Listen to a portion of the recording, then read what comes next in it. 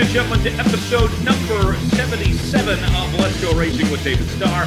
Tyler Jones here with you. So glad to have you with us. Coming up on today's show, we will look back at the weekend that was from the Indianapolis road course. Also look ahead to this weekend's race at Michigan. Plus, we'll have our news and notes as well as our Ask David segment coming up at the end of today's show. As David Starr will join us in just 1 second. You can see him right here on your screen right now. In the meantime, though, let's tell you about our presenting sponsor, TicketSmarter. TicketSmarter came aboard as the primary sponsor this year on David's 08 Ford Mustang. We want to tell you a little bit more about what they do. TicketSmarter is a national ticket resale marketplace with tickets to over 125,000 live events, including NASCAR and other forms of motorsports. Fans can get tickets to every NASCAR Cup, Xfinity, and Camping World Truck race throughout the season. For the best deals on tickets, visit TicketSmarter.com to get your tickets today. That's TicketSmarter.com. David Starr joins us right now. David, how are we feeling? Man, I'm feeling good. Looking forward to getting to Michigan, getting back in the seat, getting back in my 08 Ford Mustang. But, man, what an exciting weekend in Indianapolis. It was crazy. Yeah, Tyler Reddick getting it done on the Cup side, his second win of the year. And, David, I would say that RCR, after what they've gone through the last couple of weeks, a win, find out that Tyler Reddick's leaving, and now they get back in victory lane. It has been a very interesting few weeks for that team. Man, a lot of highs and lows. But, Dominic could tell you, and, we all agree winning fixes a lot of things. And I thought I saw a comment from Tyler Reddick, said that him and Richard hadn't spoken a lot since that announcement, and looked like they were speaking and hugging and celebrating just like old times back in victory lane. So hopefully, they can just focus on trying to win a championship and put all that, with the future. They kind of put that on hold and just focus on what they got going on for 2022. Dominic Aragon from the RacingExperts.com joins us as well. Dom, a second win for Tyler Reddick. What's funny is I can't count how many times I heard, whether it was you or David, say that once Tyler Reddick gets that first win, the second one's going to come so much easier. I knew the second win was coming, but that happened fast. Happened pretty quick. He's a multi-winner in the Cup Series. Him, Ross Chastain, two guys that picked up their first wins this year, and they've won multiple times. I don't think they're done. I think we could see Tyler Reddick back in victory lane again this year. I think we can see the same with Ross Chastain. But, yeah, 14 winners now, 22 races. David, if we're going to see 16 winners, we got to see Blaney and Truex pick up one here pretty quick, though. Or Harvick, man. Harvick. Man, he's had some bad luck, and we got some really heavy hitters that aren't in that victory column for 2022 that really need a win bad. And, just can't believe that those guys haven't won a race yet. So it is possible that we could see 16 different winners. But hey, man, I think we got to really say that that Richard Childress Racing is going to be a championship contender team in 2022. I mean, what's his name? Tyler Reddick. Yeah. Sorry, blank. What Tyler has done. Great name, by the way. No, great name. But what Tyler Reddick has done for RCR Racing is amazing, and they've been consistent, strong. And we knew Tyler Reddick and Dominic. We talked about it a lot on this podcast. That eventually when after he got his first wins, that they were more would come. It seemed like he was so close so many times, and finally got that first win. And now he kind of got the monkey off his back, and I think we'll see another win before the end of the season with Tyler Reddick. And he is you kind of got to say that he's one of my choices to win the championship, really.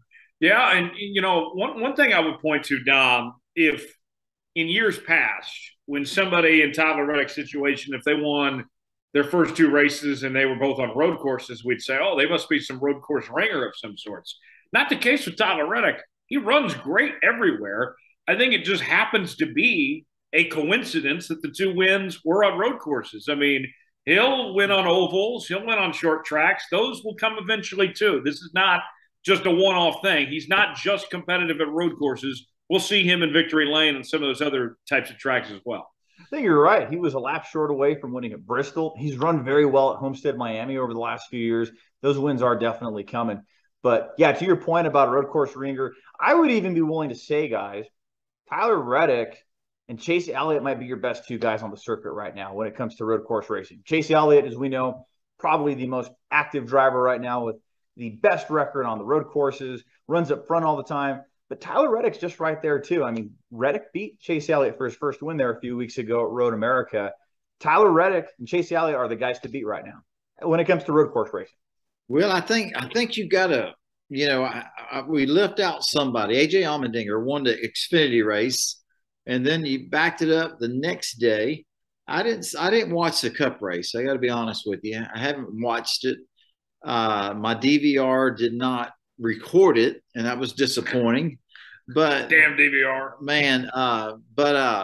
Man, I really heard that AJ Allmendinger, he had a shot at winning that deal to have a suite of the weekend at Indianapolis, and I don't, like I said, I don't remember what happened, but I think maybe he got taken out or got hit by somebody else, and they said he was really that his cool suit hadn't worked inside his race car all day long, and he was really hurting really bad, and to the point where maybe it was dangerous. But they said with 2 laps to go overtime, he was the guy that was going to win the race, and I don't know what happened. You guys might elaborate, tell us what happened to him.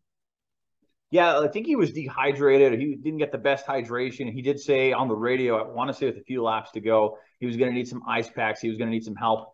And I do remember seeing post-race that the NBC Sports cameras picked him up, struggling to get out of the car, and he was leaning up against the pit wall. So I believe Tyler was taken to the infield care center, and he was treated and released. Yeah, and that's good to see that he was okay. But yeah, AJ Allmendinger, you can't talk road courses without mentioning AJ, and he wins at the Cup level too at road courses, getting it done last year in the Indy road course race for Colleague Racing, delivering them their first win. So with that said, with this past weekend in Indianapolis in the books, just one more quick thought on Indy, and then we'll kind of move on to everything else here. Look at the playoff picture in just a second.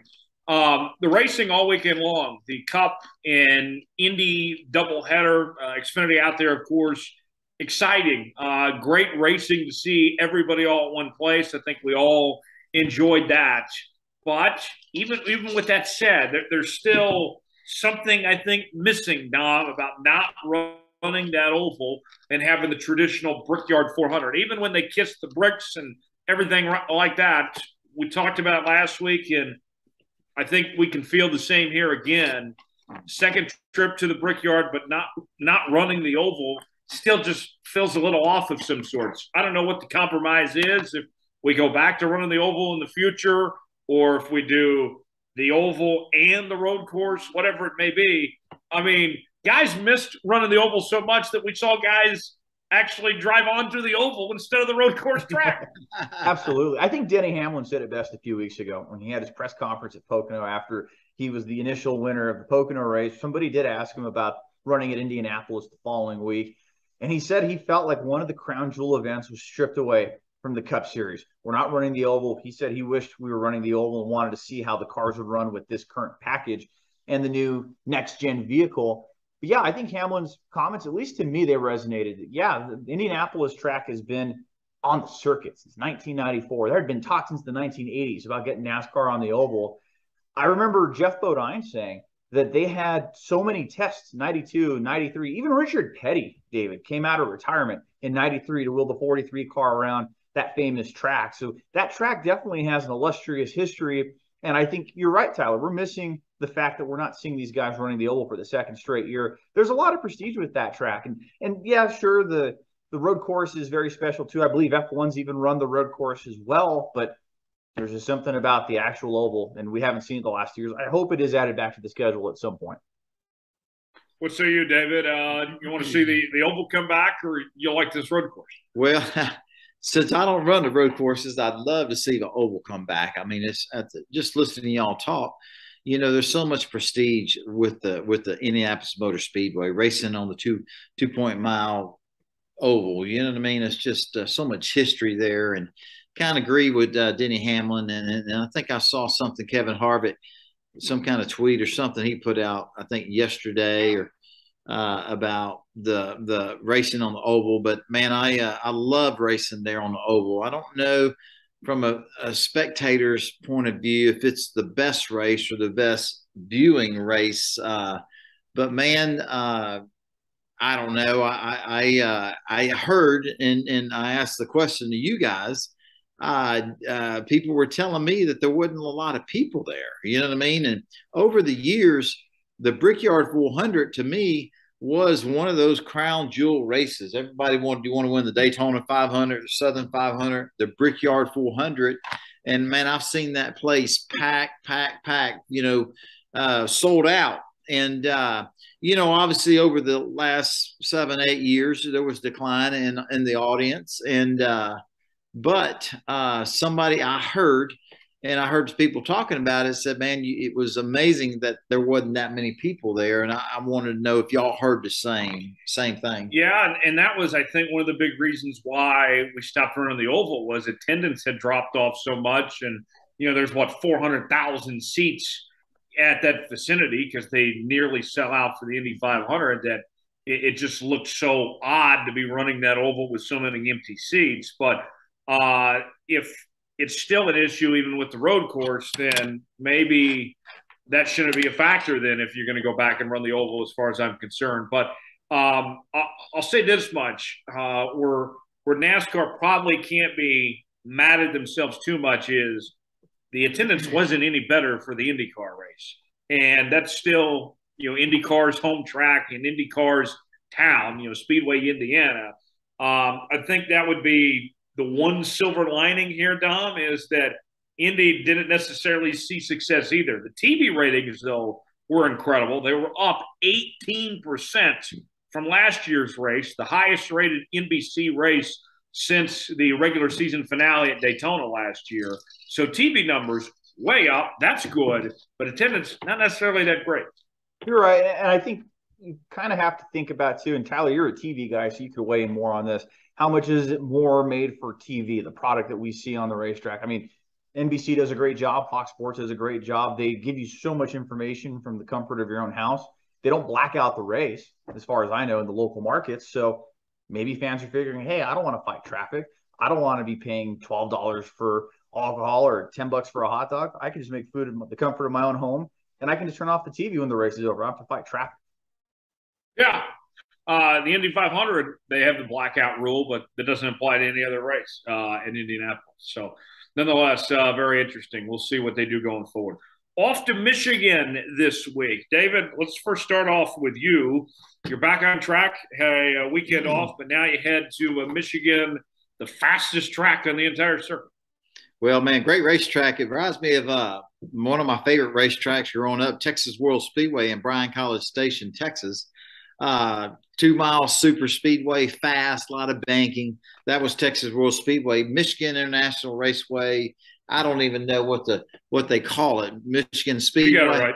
You're right. Yeah, but Michigan's awesome. Not as much banking as Texas World had, but still just a great racetrack. Fun to race on, multiple grooves, fast, drafting, good handling car. I mean, it's just a great racetrack. I love racing there over the years and look forward to getting back in my TicketSmarter Ford Mustang and having a great race. So I think it's going to be a good race. I think Sunday's race is going to be phenomenal. Looking forward to that. The Cup races have been so competitive, and the Xfinity races. I just look forward to another great weekend of racing at the Michigan International Speedway. Dom, I'm very curious how this car is going to run at Michigan, because the last track similar to this was Auto Club, and we saw a really good race, but a lot has happened since then. It's going to be a totally different atmosphere than that Auto Club race we saw several months ago. Well, I think the thing you have to factor too is probably the temperatures are going to be a little hotter, so it might be a slicker racetrack. But if Auto Club and the Fontana race was any indication of how these guys are going to run on Sunday, it's going to be a great race. There's 7, I believe, past winners who were part of the field. Kevin Harvick, David, your favorite, 5-time winner at Michigan International Speedway. So I don't know if that's the place for him to get it done this weekend and end that 2-year losing drought. But if we're in for a treat like how we saw at Fontana, it's going to be a great race on Sunday. You can't go to Michigan without talking about the manufacturers. David, you drive for Ford, obviously a big race for them. Same with Chevrolet as well. But then even Toyota, with what Toyota has done in America, in their American presence, which is great. You're not going to hear us say a bad word about Toyota. No. Toyota's been phenomenal for the sport, and the U.S. auto industry for that matter too, the greater U.S. auto industry. But with that said, I know that this is big for Ford and Chevy, but this is big for Toyota too. They would love to play spoiler in Michigan. Man, it's bragging rights. Everybody wants to win Michigan because GM's there, Ford is based there, and Toyota wants to come in and dominate because they're not based in Detroit. They're actually based in Texas. Their corporate offices, their American headquarters is in Plano, Texas, and just down the road from where we're at right now. Absolutely. So Toyota wants to come in there and steal the thunder per se. You know what I mean? But it's always a big deal. I remember hearing Brad Keselowski, when he won the race, and it was a big deal for the manufacturers. So I think it's a little bit more pressure on the teams to try to get the job done because it means so much for their manufacturer. So it's always a big deal, man. You're right. You're in Motor City, and man, all of them, but Ford, GM, they're right there, and man, people want bragging rights. They want their manufacturer to win right there in their home state. So it kind of makes it a little bit more special, but it's going to be interesting to see how it all plays out.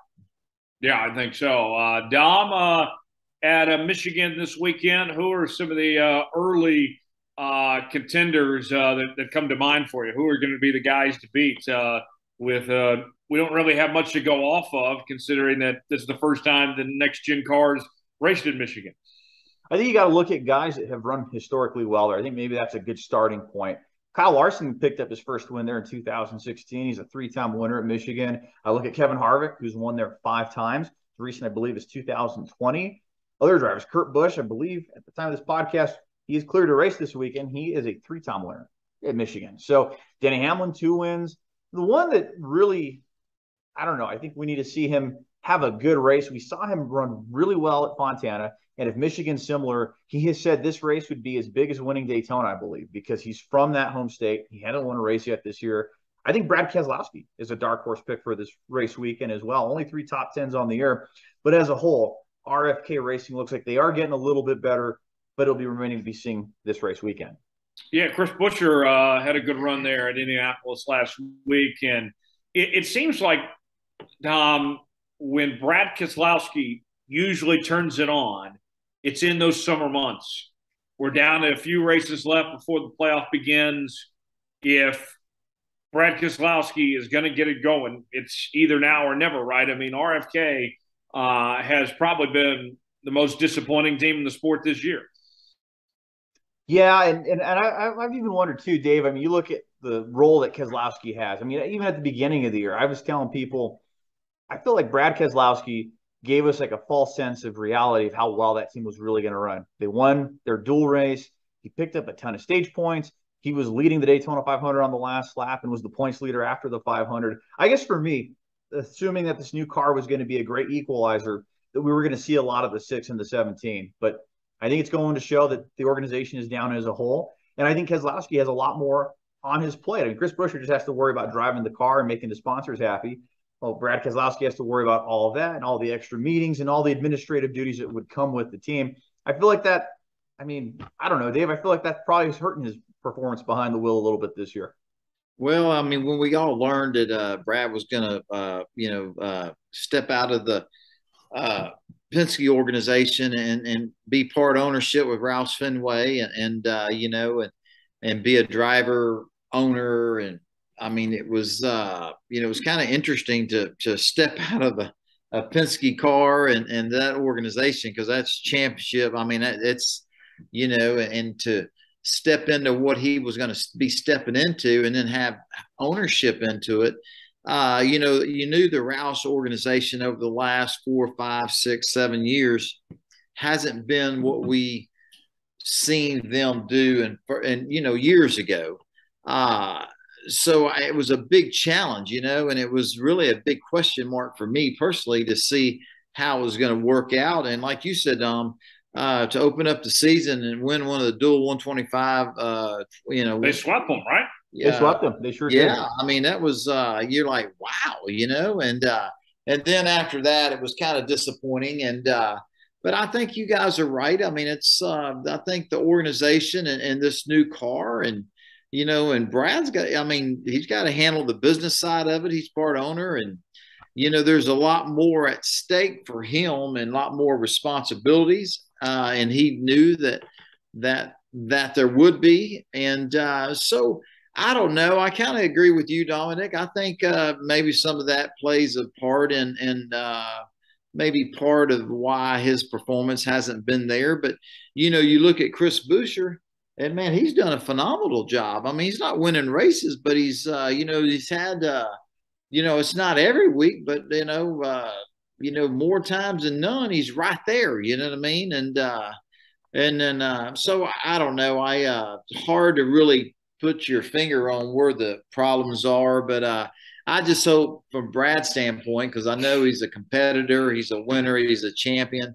I hope he gets that organization figured out and gets back to his winning ways, And I got to say, I don't think the Ford Mustang has been, as a manufacturer, 2022, they've had some wins with Penske but I don't know. It just seems like the Ford product in 2022, it hasn't been overly impressive. You know what I mean? I mean, I look at the Stewart-Haas. I mean, Joey Logano's their only driver with multiple wins, right?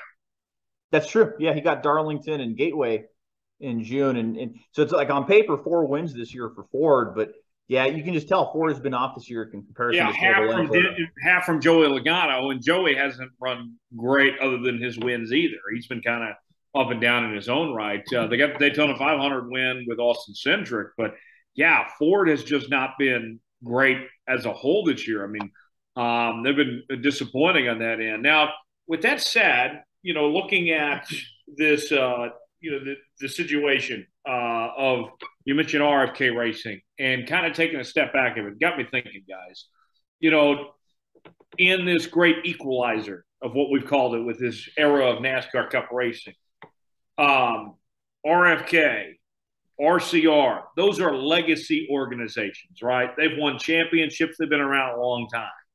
And here's Trackhouse 2311. These guys been here 2 years, and they're outrunning those teams. How does that happen? How does teams that have years of advantage and info and all this and been doing this for such a long time, and then somebody walks in the room and they're beating them like that? I mean, to me, that's what blows my mind, is how quickly those organizations have come along and are already beating some of these legacy teams, David. Man, I just think it goes back to people, skilled, really, really smart people, engineering, technology, totally new next gen car. But man, I'm kind of with you, Tyler. It's kind of, it's kind of confusing, why? Like, how does that happen?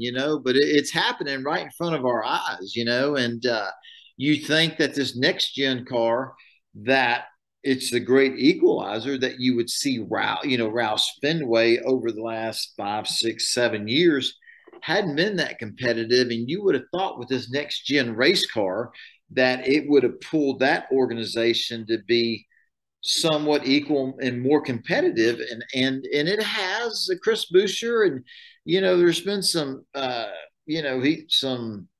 he's had great runs, but anyway, I still feel like that they're way off, you know what I mean, as an organization. And it makes me think too, like, what is the value of those legacy teams anyway if some of these new teams can come in just right away and beat those guys like that? Well, it all comes down to just having good engineers, great engineers, great technology, and all the support from the manufacturers you're involved in. You think of Roush Fenway, and you think of Ford, but man, it's just puzzling to me. It's kind of confusing, and why is this happening? You know what I mean? And I don't really have an answer. I just don't.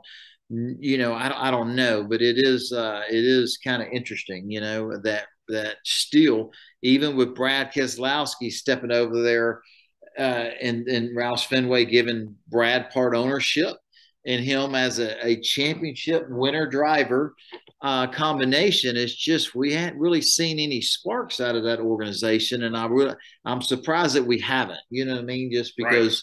You would have thought they would close the gap a lot with this next gen car, but they seem to kind of be where they've been the last 6 or 7 years. Really. And I think it shows too, David, that Ryan Newman had his issue with Daytona and was out of the car, came back, and a lot of people said he wasn't the same after that. But I think it's showing more that it's the equipment that might be the issue of RFK. Well, I can assure you, and then we had Greg Biffle on here with us not too long ago, and Ryan Newman, and knowing those guys and spending time with them over the years, they were saying, man, our cars, we can't get them to turn in the center. They're so freaking tight. They won't turn. Hadn't turned in years. And I remember Ryan Newman, I forgot who came over there to race with him, but Ryan was excited to have another guy, another driver that could put input and help him and help the organization, because Ryan's been telling, man, we got to do something to make these cars turn in the center of the corners. If they won't turn, it's like you don't have any horsepower. If they rotate good, they turn in the center, you got 100 more horsepower. And I think it was when I want to say, who was it? It wasn't that long ago. Matt Kenseth or whoever it was. Right. Matt was before before Newman. Yeah. But anyway, Ryan Newman can still, you put him in a Hendrick or a Trackhouse or a very competitive car, I think we'd see Ryan Newman back in victory lane. I don't believe that Ryan Newman lost anything. I don't believe he was the issue. He was the problem. I mean, he just won an SRX race. Absolutely. I think Ryan Newman is capable, still capable. I just think the equipment wasn't there. They couldn't give Ryan Newman what he needed. And we've seen that over the years, no matter who's been there driving. You know what I mean? They're just not where they need to be and hadn't been in a long time. So let's look at the playoff picture. Let's start off with the race to get in the playoffs. And then in a moment, I want to bring up the top of the standing. So let's start out first, the race to get in. 4 races to go in the regular season. 2 spots available right now, 15th and 16th. Blaney at plus 121. Martin Truex at plus 96. That's about 2 races basically, but that Truex has the lead over 17th, which is Kevin Harvick at 96 points back. Eric Almirola in 18th, 156 points back. Eric Jones in 19th, 175 back. Bubba Wallace 20th, 213 back. Austin Dillon 21st, 216 back, and there's others and so on. So at this point in time, Blaney and Truex look good on the point side. But just to be safe, because of this historic amount of winners here, Dom, I can't imagine those two are playing it safe over these next couple of weeks here. They're still going to go for wins and try to secure that playoff spot. Try to earn that, clinch that spot, get that win. Because those points, you never know. It only takes 2 winners and they're bumped out. No, exactly. And you look at the next 2 tracks, Michigan, Richmond. Ryan Blaney's great at Michigan. Martin Truex has been great at Richmond the last few years. They could very well easily cap off wins over the next 2 weeks. We have our 16 winners, and Daytona is going to be crazy. But I want to ask you this, Dave, because I heard somebody ask Eric Almirola this at Pocono a couple of weeks ago. Is it going to be more hectic for the field if there's 15 winners entering Daytona or 16 winners entering Daytona? What was his answer? I don't remember what he said, so I don't want to misquote him on that. But to me, I would think it would be more hectic with 15 winners because your 15 guys are getting in, but then anybody can go and bump the guy on points. Because if you have 16 winners, I would guess the racing would probably not be as wild because you have your 16 guys, and even if you have a guy that's 28th in points and wins the race, they're probably not going to get in the playoffs. I think there's more chaos with 15 winners entering Daytona. Man, I just know. I mean, you look at Truex and Blaney and Harvick. I mean, these guys are capable, man, and they only got one thing on their mind right now, and that's win. And I think, I don't know, but I just, in my mind, and what I know about it, I would think that these guys are going to the next 4 races trying to get to victory lane because they need to. You know what I mean?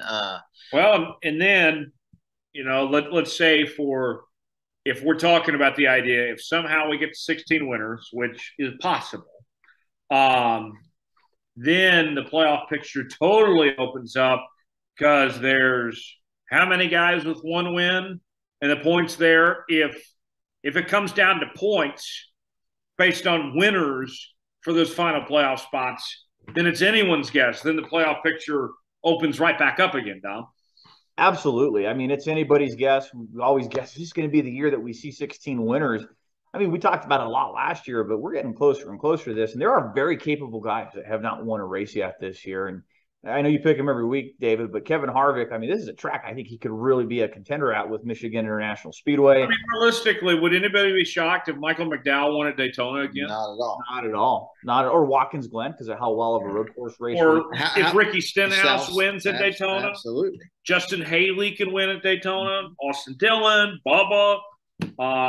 Eric Jones is getting very close. What if he got a race? I mean, there's all sorts of possibilities these next few weeks. I know, and I'm here for it. I want to see the chaos. It would be interesting to see if we have a winner get snubbed from the playoffs, but that's just me.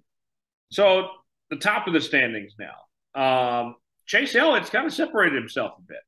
4 wins, more than double the next driver, which is Ross Chastain, William Byron, Joey Logano, Tyler Reddick, and Denny Hamlin, all with 2 wins and between 14 and 12 playoff points. But Chase Elliott's got 4 wins and 25 playoff points. Dom, then you factor in he's well on his way to being the regular season champion. Chase Elliott is going to have a really good cushion to begin the playoff if things hold as they are right now. Because of the bad 2 races that Ryan Blaney had at Pocono and Indianapolis, we had a much tighter race for the regular season championship. But yeah, I think you're right. Chase Elliott, it's his regular championship to lose. 4 wins, was it 25 playoff points that he has? So that would be double the playoff points he has now. Exactly. So, I mean, he's looking like Kevin Harvick did in 2020. Just don't mess it up, and it looks like you're going to be able to advance through each of the rounds with how many points and the advantages that you have over everybody. But yeah, Chase Elliott looks like he's the class of the field, and he didn't finish top 2 this past weekend at Indianapolis. But overall, we're looking at a guy that it's his championship to lose right now. Yeah. David, Chase, he's got to be the favorite, right? Oh, no doubt about it, man. He's definitely a favorite right now. I mean, they just been so strong here. Who's going to be our breakout organization, driver, team? And I think it's Chase Elliott, no doubt about it. They've been consistent, strong, winning races, and none of us are surprised. Hendrick organization, and I'm not surprised that it's Chase Elliott with Hendricks, and I think it's going to be his to lose. Yeah, I think so. Let me ask you about the Xfinity playoff standings here real quick, guys, on that front. Ty Gibbs with 4 wins leads the series, and he and Noah Gragson are tied in playoff points at 23. Gragson, Allgaier, and Allmendinger all with 3 wins now. Josh Berry with 2 wins. Austin Hill with 2 wins. Brandon Jones with the win as well. And we see that at the playoff standings as they may. Sam Mayer looks like he's going to be in good shape to get in on points, as well as Riley Herbst and Daniel Hemrick, the defending champion. Landon Castle at plus 56, Ryan Sieg at plus 50, and I'd like to drop off to Sheldon Creed and Anthony Alfredo and Brandon Brown from that point going forward. With that said, though, I think, Dom, looking at the Xfinity playoff picture, the elite have separated themselves. Ty Gibbs, Gragson, Allgaier, Allmendinger, Josh Berry, those guys are the ones to beat for the championship. But when it comes to those final playoff spots, same thing kind of like we talked about the Cup side. Brett Moffitt, Jeb Burton, Alfredo, Mike Snyder, any of these guys could pick up a win in these next couple of weeks. Well, and the one, too, I think that I'm sure he'll find a home somewhere by the time of this podcast drop. And Brett Moffitt is out of a ride with his Our Motorsports team and him splitting ways after the Indianapolis race. And we know Brett Moffitt's one heck of a talent behind the wheel. He's wheeled Cup cars, Xfinity cars. He won a truck championship. So I look at him, and he'll land back on his feet somewhere. But, yeah, any of these guys could pull off a victory. We've seen Ryan Sieg go out and lead laps at intermediate tracks and run really well with power under the hood. Landon Castle really did well at New Hampshire before the win got taken away, or the top 5 got taken away. But a lot of these guys, there's a lot of parity in the Xfinity Series, not as much as the Cup Series. You're right, Tyler. We have our top 4 or 5 guys that have definitely separated themselves from the rest of the field. David, you race in this series. You see the talent firsthand. This has been an exciting Xfinity Series season, and the guys up top, it's going to be pretty fun to watch. Yeah, no doubt about it. It's going to be fun to watch these guys once they do start the playoffs, to see, as the process elimination starts. It's going to be interesting because, man, like you guys said, there's some heavy hitters up there, and great organizations with JR Dale Jr. Motorsports. I think they have 4 or 5 cars. I think all 4 of them are going to be in the playoffs, and I don't know. It's just it's going to be interesting to see how, I think on the Xfinity side, like JR Motorsports, it'd be interesting to see how the teammates race each other because, man, they're all fighting for a championship. But anyway, it's exciting, and man, like I said, like to see Ryan Sieg or maybe even some of the guys that you normally see winning races or being in the playoffs, have an opportunity to be a part of the playoffs. It'd be kind of cool to see a kind of a dark horse guy type or a team get up there and challenge for a championship. But I think when it comes down to it, it's going to be one of the powerhouse teams, powerhouse organizations that gets it done. I think we're also due for Josh Berry to get some more wins this year. To me, he's the sleeper in all this. I think Josh Berry might be the best challenger to Ty Gibbs for that championship. I'm very high on what he can do, what he's capable of on that front of the Xfinity. And I think Josh Berry, he wants to win a championship bad. We've heard a lot from him here lately. He wants to go Cup racing. You know what I mean? And I think the best chance for him, if he can win a championship on the Xfinity side, that he would get opportunities on the Cup side. And those guys right now are auditioning for Cup runs. No doubt about it. So it's going to make it exciting. It's going to make it, like it always is. And it's going to be fun to watch it all play out in front of us. Yeah, it will be. We'll get to our news and notes segment in just one moment. Before we do, today's show is presented by TicketSmarter. TicketSmarter is the official ticket resale marketplace of Worldwide Technology Raceway, where David won in 2004. Fans can also get tickets to any type of event, including sports, concerts, and theater productions. TicketSmarter is committing to helping those in need by donating $1 from every transaction to various charity organizations. Head over to TicketSmarter.com to find tickets for upcoming events. That's TicketSmarter.com. Dominic, a lot going on the news and notes front. Get us started. Austin Hill will be making his NASCAR Cup Series debut this weekend at Michigan International Speedway. Richard Childress Racing announced earlier this week their Xfinity full-time guy, the 21 car, will be making his debut in the number 33 car at Michigan International Speedway. So car is going to feature primary sponsorship from Bennett Transportation and Logistics. It's going to be Hill's first start in NASCAR's Elite Series. He's been running the Truck Series and Xfinity Series over the years. At 28 years old, he's making his first Cup race at 28. And Tyler, I'm 28, so that makes me wondering, what am I doing with my life? Right. Credit to Austin Hill. This guy's been a grinder. I don't think anybody expected much of him coming from the Truck Series. I believe a few years back, I remember when he won at Daytona, and it was kind of out of left field. No one hardly knew who he was. And then he just ran consistent, started winning races in the Truck Series. Now he's run fairly well in the Xfinity this year. And we know that A car is opening up. David, this is maybe, we talked about auditions earlier.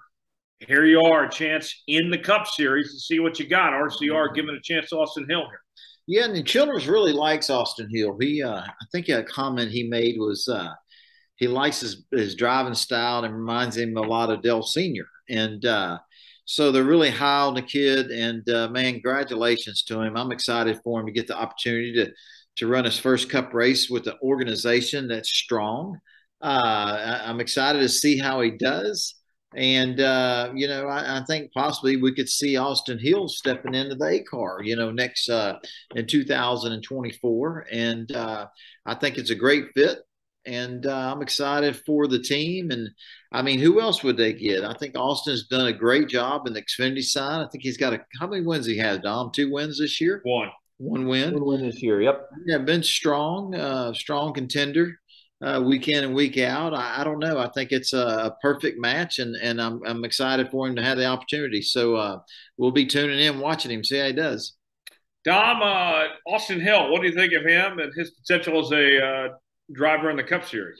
I think I kind of share that same thought that a lot of people had. He replaced Brett Moffitt in the Truck Series a few years ago at Hattori Enterprises, and I thought, wow, that's kind of a shocker move. But he won Daytona, went on to win more races. And he's proven time and time again, he's a really good racer. And from my vantage point as merely a spectator, it seems like he's a clean competitor.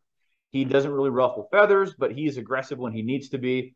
I'm very curious to see how he's going to run this weekend. And guys, I wouldn't be surprised, barring a mechanical failure or a crash or anything, we'll be talking about an Austin Hill top 20 on next week's show. You think it's going to happen, David? Top 20? Is that realistic? I don't know. He's a very talented race car driver. And, man, everything he's been driven, Truck Series, Xfinity Series, he's won. I think it's a doable deal. I think it's even better than top 20, might be a top 15. But, Chiller's just coming off a win in the 8 car. And it is a Childers prepared car. Whatever they're giving Tyler Reddick, if they can put the same thing underneath Austin Hill, I mean, there's no telling what's going to happen. So it's interesting, it's exciting, and man, I'm going to be tuned in watching. I think it's going to be good, and he could possibly have a top 20 finish. Yeah, no doubt about it. We'll see. Dom, what else going on? So, in an interview with the Tennessean, could we see Jimmie Johnson back in the NASCAR Cup Series? Jimmie Johnson made some comments earlier this week to the Tennessean, a newspaper out there in Tennessee. At 46 years old, he is still looking potentially to go Cup racing. He wouldn't entertain a full-time deal, but if an opportunity came around, he's not opposed. Guys, we were talking about it. Maybe I was having this conversation with you, Tyler, a few weeks ago. I don't know if we maybe had the same agreement that Jimmie Johnson's not done in the Cup Series. I still felt, even before this interview, that he'd be coming back someday, maybe run a Daytona 500, run the Coke 600, maybe do the double, who knows? But I don't know. I think the last of Jimmie Johnson has not been seen in the Cup Series. Well, here's one way to think about this too. So, there's 36 charters, and probably about 31 or 32 of them have full-time drivers that run every race. And so that means that every week there's about 8 cars, potentially. There could be up to 8 cars of open drivers, part-time guys. So just numbers-wise, if Jimmie Johnson wants to run part-time, he can do so. If he makes up his mind, you know what, I want to run Daytona or I want to run Gateway, just running and naming a random track out there. He can show up at any race he wants to, and there's a seat for him there. Mm-hmm. The opportunities, though, that's where things get a little tricky. Hendrick can't offer more than 4 cars, so he can't race for his former team. Junior Motorsports could, but they don't have a charter. We know the Trackhouse is going to introduce a part-time car, the 91 Project, I believe is what it's called. And Trackhouse has said, Justin Marks straight up said, if Jimmie Johnson wants to run this car, we would gladly put him in a car. No question about it. To me, Dom, that might be the best opportunity for Jimmie is pairing up with Justin Marks. They had that partnership with Hendrick already, Chevy team. To me, that's where I could see something being fit there is maybe that Trackhouse team might be his best fit and pick and choose the races he wants. I would think if he came to Justin Marks and said, here's the races I want to do, Justin says, okay, we'll make it happen. I think you're right. I think that makes the most sense. That Hendrick Technical Alliance, having Chevrolet still be a part of the Chevy family in NASCAR, it'd make the most sense to me. And if there wasn't the rule of having the limit of 4 cars, Rick Hendrick would gladly take him back, but there's no option on the table for that. And I don't see him replacing Alex Bowman back in the 48 car. No, not at all. David, you think we'll see Jimmie Johnson in a Cup car next year? I think we will. I don't think we've seen the last of Jimmie Johnson. I think he wanted to go try. He needed a change, and man, did he get a change! And now that he's got his IndyCar fix, he's done a phenomenal job. I think there's some still unfinished business for Jimmie Johnson. He's still young enough, if he wants to break a record. There's only three drivers: Richard Petty, Dale Earnhardt, and Jimmie Johnson, that have 7 championships. And you put Jimmie in the right organization, obviously with the alliance with Trackhouse and with Chevrolet and Hendricks, that's a doable deal. And I think he's got unfinished business. And I think I think personally that we'll see Jimmie Johnson go for it one more full-time, run full-time and try to win an 8th championship. I think we'll see that before it's all over, all said and done for Jimmie Johnson. I don't know if it's going to be 2023, but I know it'll be here in the next couple of years, and I really do. And watching him race the Indy cars, he loves it, and he's getting that fix, and that's what he wanted to do, and he's done it. And now I keep hearing more rumblings that Jimmie wants to come back to Cup. And there's unfinished business there. And I wouldn't be surprised if he runs, 10, 12, whatever races next year. And I wouldn't surprise me at all if he went back full time for one final season to try to get that 8th championship. Yeah. Well, that'd be something if he does. And another part of the unfinished business aspect of it, Dominic, I feel like was that we didn't get to say goodbye to Jimmie Johnson. His final year was right during the midst of the pandemic, his final year full-time in Cup racing. And so many fans didn't get to say goodbye to Jimmie Johnson. And we know that Hendrick's performance at the time he left was not great. They're not what they are now. I don't know if he's necessarily going to come back to try to run for a championship, but I do see there being a possibility of Jimmie Johnson coming back to try to be competitive and try to give it one more go of sorts to maybe get some of those big-time wins at the Cup level and say goodbye to these fans that were so loyal and supported him over the years. You're right. The pandemic robbed him of being able to have a true farewell season like we got to see with Richard Petty or Jeff Gordon, some of these big guys. But, yeah, maybe we do get a reunion of some sorts before it's all said and done. I believe Michael Schumacher came back to F1 after winning, 6, 7 titles at F1, and he came back to run a couple seasons. Maybe we could see that with Jimmie Johnson. Michael Jordan came back and played a few more seasons after his run at the Bulls. Tom Brady came back. The GOATs do come back, and Jimmie Johnson is the modern era GOAT of the Cup Series.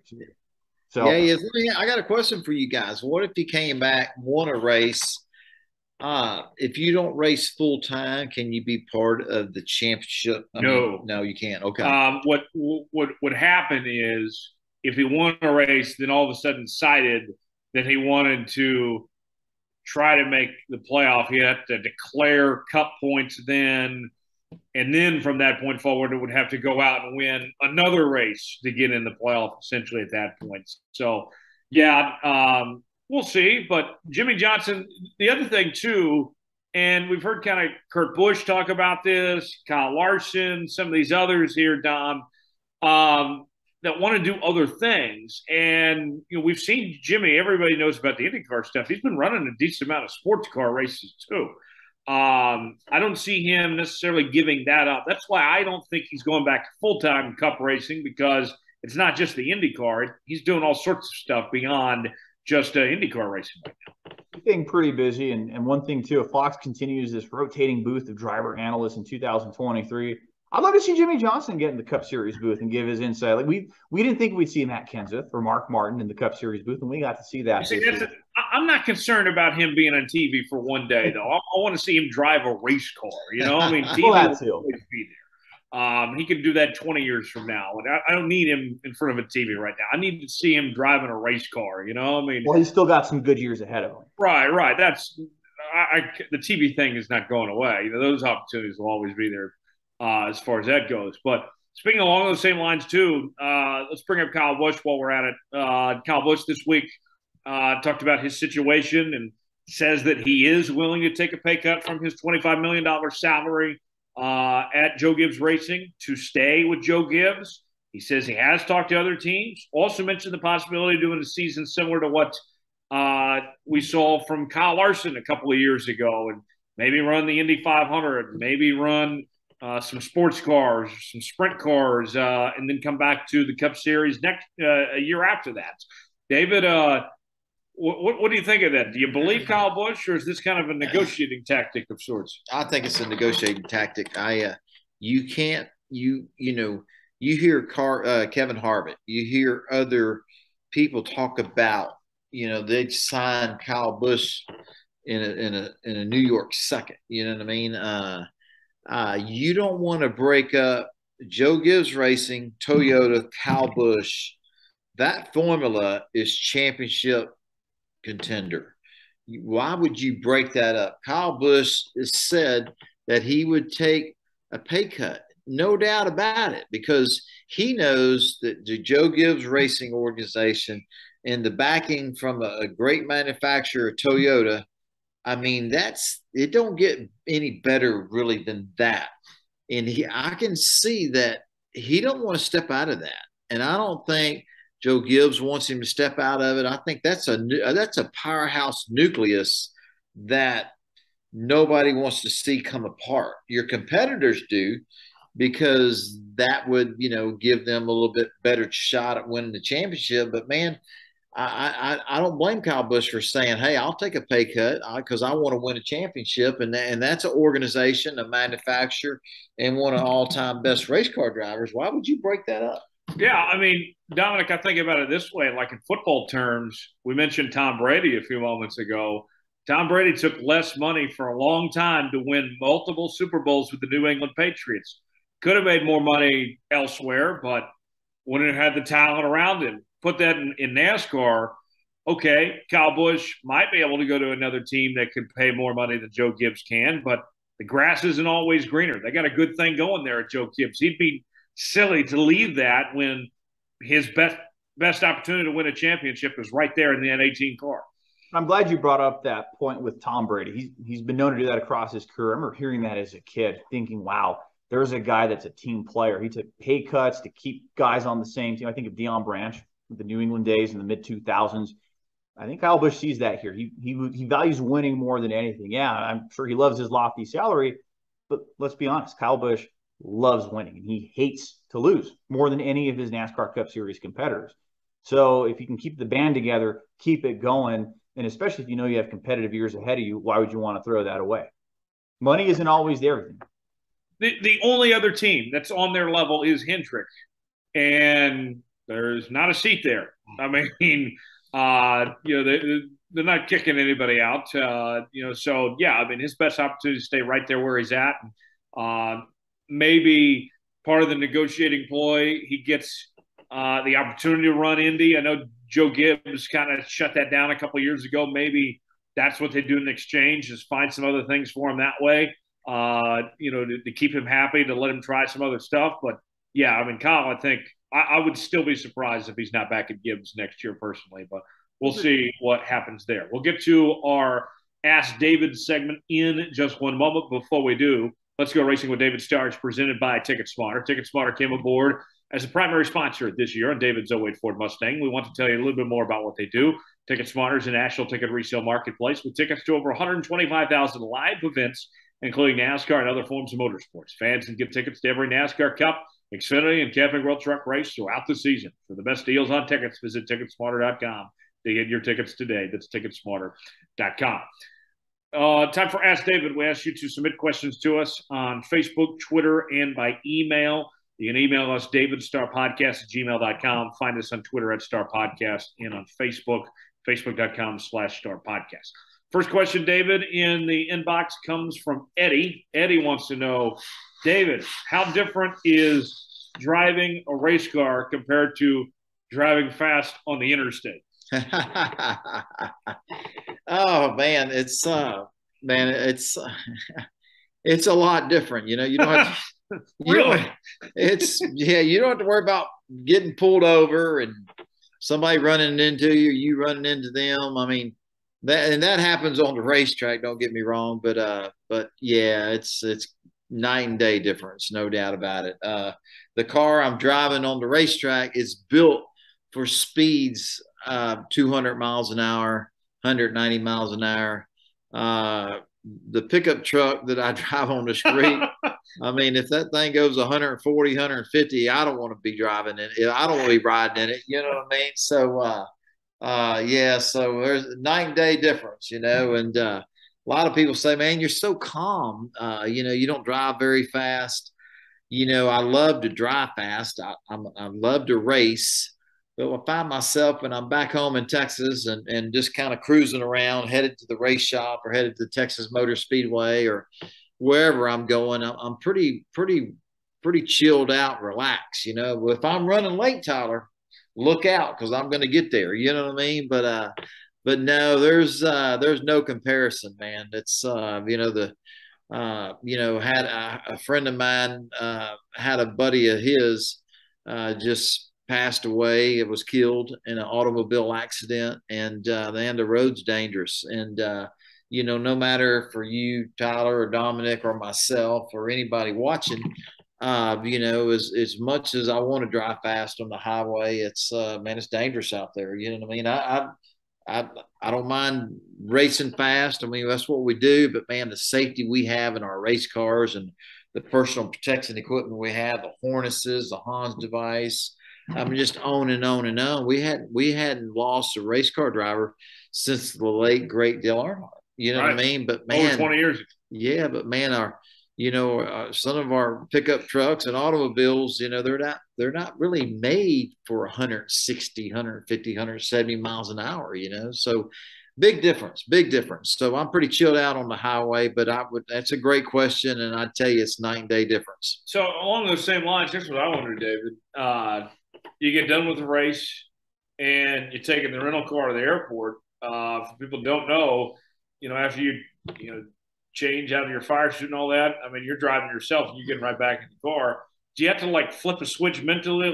Oh, I'm not in a race car anymore. I'm back in the street car. Man, that was an issue years ago, and I remember Martinsville, Virginia, leaving Martinsville and driving back to Charlotte or Greensboro, North Carolina to catch a flight back to Texas. And I said, man, I had a great race. And man, I get my rent car and man, on Highway 220 headed south, man, I'm flying. You know what I mean? I look up my rearview mirrors and what I see, blue and red lights. I'm like, oh my God, you know what I mean? So, man, when they start hitting your wallet like it hit me for years, I mean, I had an issue for years. I was like, man, I got to slow down, How many tickets do you think you've got, Dave, over the years? Oh man, anybody that has a file cabinet, if you have your own file of traffic tickets, you've had way too many tickets. I'm embarrassed to say that, but nowadays, I mean, it's no big deal. Once I get done racing, I get my rent car. I know to chill out. It ain't no big deal anymore. But for years, it was a big deal, and it was a problem because man, once somebody walked up to your window and signed here. And man, probation and it hit your wallet. It didn't take me long to realize, hey, I need to slow down. I'm not in a race car no more. So they wanted you to sign it. It was not an autograph request. Yeah, they didn't want my autograph. They want me to sign that ticket. Did you try to tell them ever that you're a race car driver? Well, I mean, it's happened to a lot of us race car drivers. I've been pulled over leaving a race, and I've just been pulled over in Houston, where I'm from, and the officer, once you give me a race, he said, hey man, are you the NASCAR race car driver? I said, yes sir, I am. And he said, hey, let's keep it on the racetrack. I said, no, absolutely sir, I'm sorry, I'll watch what I'm doing, and thank you very much. So I've had it where they recognize your name and they let me go, but most 90% of the time they're writing me a big fat ticket. Okay. A little confession time. Let's go around the room here. We'll go to David last on this because I'm sure his is going to be higher than most of us. Dom, what is the fastest you've ever driven a street car? Okay, I drove a buddy's F-150 on an unnamed interstate in Mexico. No, New Mexico. But I went 130, I think. I'm not proud of it. And I can say that because statute of limitations has run out. That was 9 years ago. Wow. Okay. You got me beat. I hope my mom isn't listening. Mom, if you're watching right now, turn it off. Turn it off. You didn't hear this. My fastest, I've driven my current vehicle. I got to 110 it was actually, I was on my way to Coda for the race because I noticed everybody was just flying. I'm like, okay, well, they can't pull us all over, so I'll fly too. Let's see how fast I can get to. And once I reach about 110, I'm like, okay, I'll slow down now. I have a natural instinct of when I go to a racetrack to drive a little faster too. I mean, to me, I think you have to speed going to the racetrack. I think that's just a rule. This is the way it is. Dave, what's the fastest you've ever driven a street car? Man, our Texas highways, even if you're running 90 miles an hour, sometimes you're in the way. Yes. I'm like, man, I'm running 90 and they're flying by me. They must be doing 110. I'm not proud of this, but I've been about 160 miles an hour, on the highway and in a Corvette, and that's not something I'm proud of, but that was a long time ago, and looking back on it now, it's like, man, that wasn't very smart on my part. Have a tire come apart or a tire blow out or somebody pull in front. I mean, just there's nothing good that can come from that, but I'm confessing my sins here to everybody. That's 160 miles an hour, which I'm not proud of. Dominic, I bet David's told you this at some point too. Every once in a while, I'll give David a ride to the airport. Usually, I've had to do that before too. Yeah. Usually he's running a little bit behind. That's okay. Yeah. But we'll get in the car and David will tell me, Tyler, you got to haul ass. And then I'll get there quick. And as we're pulling in, David says to me usually about every time, Tyler, you hauling ass. I haven't had that experience yet. I had to give him a ride back from the Phoenix March race in 2021. He hops in. He's carrying a luggage. We're all going to go to dinner after the Xfinity race. And he's got his luggage, and the people we were going to go with couldn't go. So he comes to my car. He goes, "You're giving me a ride to the airport." I said, "Okay, no problem." So we go eat Waffle House. We can take a ride to the airport, and he gets out of the car and he goes, "Come here," and get out of the car, and he gives me a big, "I love you, man. Thank you for the ride." That's what we do. We're here to make sure David gets. Have you ever had an Uber ride somewhere and you're running behind and it's your fault, and it's like, man, hey, I'm running a little bit behind. Can you get me to the airport? Just step on it. And man, they're just a turtle. It's like, man, I'm like, God, it kills me. You know what I mean? But anyway, it's my own dang fault for running for being late. But anyway. Man. Got another question in the inbox. This one comes from Allie. It's spelled like ally, though. I wonder if she wrote it in, yeah. Yeah, I wonder if Ally sent it in. If Alex Bowman's really sending this question to us. Question for everybody: have any of you been to the NASCAR Hall of Fame? And if so, what do you think of it? I have not, so I'll defer to you two. David, you've been, right? Man, I love it. The Hall of Fame in downtown Charlotte, North Carolina, I love it. It's just the display and so much information on race car drivers and crew chiefs and teams over the years. To me, it's well put together. It's very informative, and I love it. But I also like, there's other museums. The one that comes to mind is the one at Talladega Speedway, Talladega. I think it's pretty awesome, but it's not a Hall of Fame; it's a museum. But to answer your question, the Hall of Fame in Charlotte, North Carolina, to me is phenomenal. I love it. It's very informative, and I love the history of our sport.